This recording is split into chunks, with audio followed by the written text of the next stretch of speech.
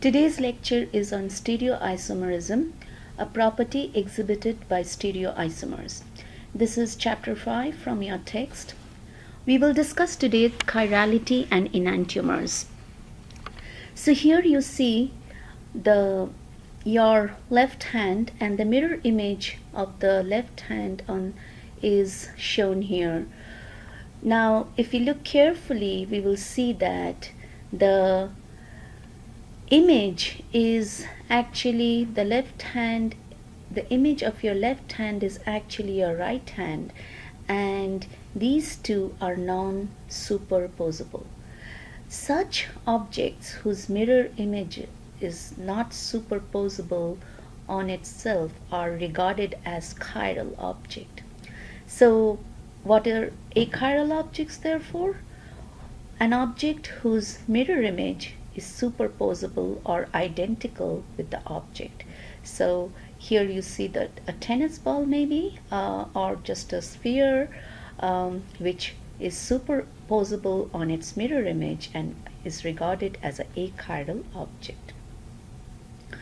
So in the next slide we have a molecule 2-chloropropane, and the mirror image of this molecule, here is the mirror, here is the image.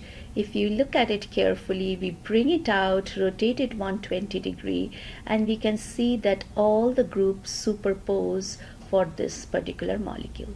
So we can regard this molecule as achiral because the mirror image and the object are identical.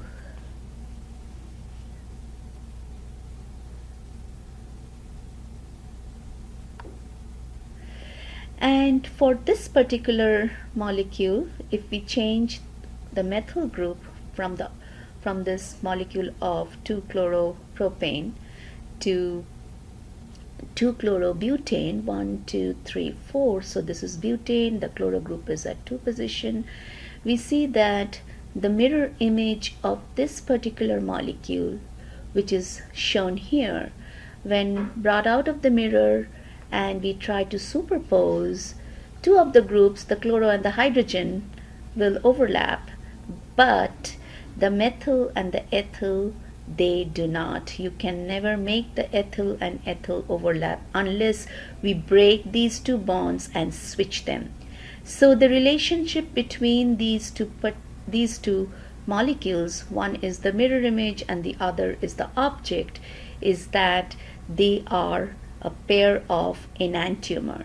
Stereoisomers which are related by their mirror images, which are not superposable, and hence they are enantiomers, a special case of diastereomers.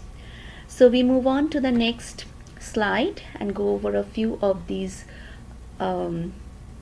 definitions. Chiral, an object that is not superposable on its mirror image, and we have also seen achiral object that lacks chirality, that is not chiral, and that lacks handedness. Because what do we mean by handedness?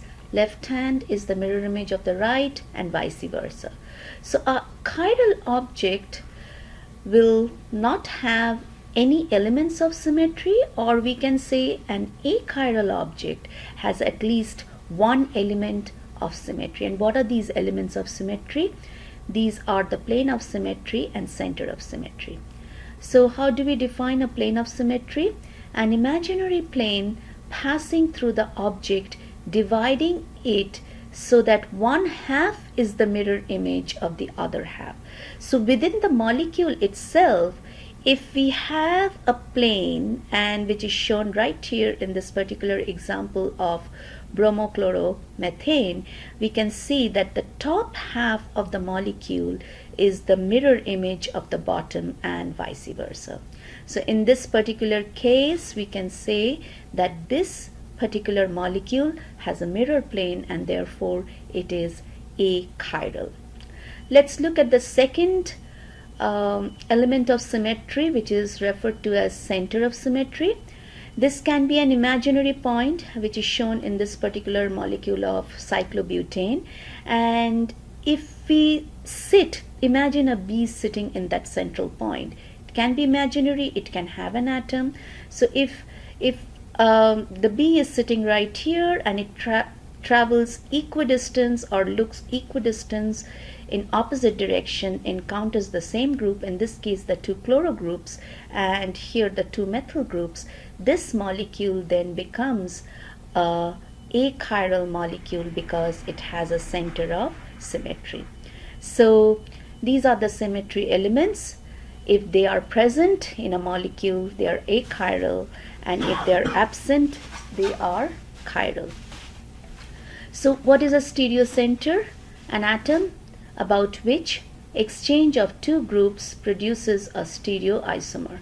So if we look at this particular molecule, we can see that here is the mirror, and we have, this is 2-butanol, and if we change these two groups, just break the bond and make the bond again, or interchange these two groups, you produce the mirror, you produce the other molecule, and the mirror image is actually the stereoisomer or the enantiomer. So isomers that have the same connectivity, so if we look here, it has the same connectivity to this carbon. You have a OH group, methyl, ethyl, and the hydrogen is behind you, which is not shown here, and the same thing here, but the disposition in space is different. So these are stereoisomers. In this particular case, it is a pair of enantiomer. And what is a chiral center? A tetrahedral atom, and in most common cases it's a carbon. In this place we see that this is 2-butanol, and this is the carbon which is attached to 4 different groups. So here you have methyl, ethyl, and a OH group, hydroxy group. In this case it's an alcohol group, and the hydrogen. So 4 different groups attached, therefore it is a chiral center. Now a molecule may have stereocenters, but not necessarily all of the stereocenters are chiral centers, because it can have a stereocenter, but there can be a mirror plane in the molecule or a center of symmetry, as we had seen earlier. So now we also should pay attention or look at how to draw these pair of enantiomer. And here from 1 through 4 are the different shown are the different ways we can draw it. So especially just pay attention to this. The simple lines shows usually the representation of the 3D of the molecule, 3-dimensional projection of the molecule on 2-dimensional paper or board is simple lines which lies on the plane of the board, or here the plane of the paper, and if it is solid wedged, it is sticking out toward you, out of the plane of the board and toward you, and the other dashed is away from you, so behind the plane of the board. So these are the various representation drawings of the same molecule, and below you see the same molecule drawn out in the simplest stick diagram or the bond line structure, and this is the mirror image, and you can see if you switch these two groups you obtain the mirror image, and here is the same mirror image of this molecule. So these two molecules are same, but if you look carefully, we have switched these two, and the hydrogen is now in front, the OH is sticking out of the plane of the board. So having said that, let's and looked at the mirror representation of the bonds, how to draw it, we now go on to how to designate the configuration or the disposure of and name them of these enantiomers and name them. So we have certain rules, and these are called the Kahn-Ingold-Prelog rules that we follow while naming these stereoisomers. In this case, especially the chiral, the stereocenters in these molecules. Okay, ঠিক আছে।